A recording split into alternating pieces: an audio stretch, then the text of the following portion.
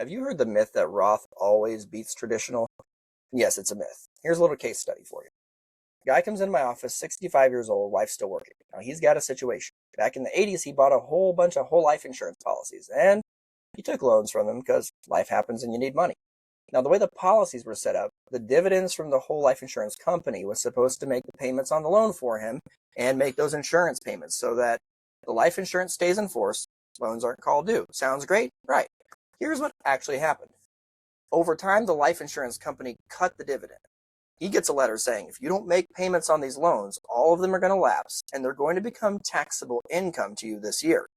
So the whole amount that he borrowed gets treated as if it's income he earned this year, even though he borrowed it decades ago.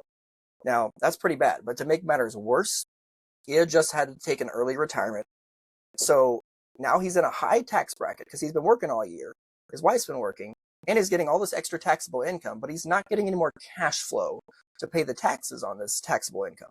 One of the moves that we did was we moved some money from his brokerage account to a traditional IRA, not to a Roth, to a traditional for that year that taxes were coming due on those big policies.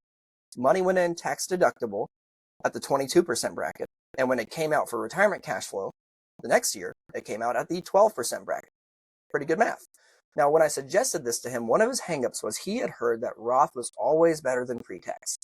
So when I showed him what his actual tax bill would be in dollars both of these years using this strategy, it was a no-brainer.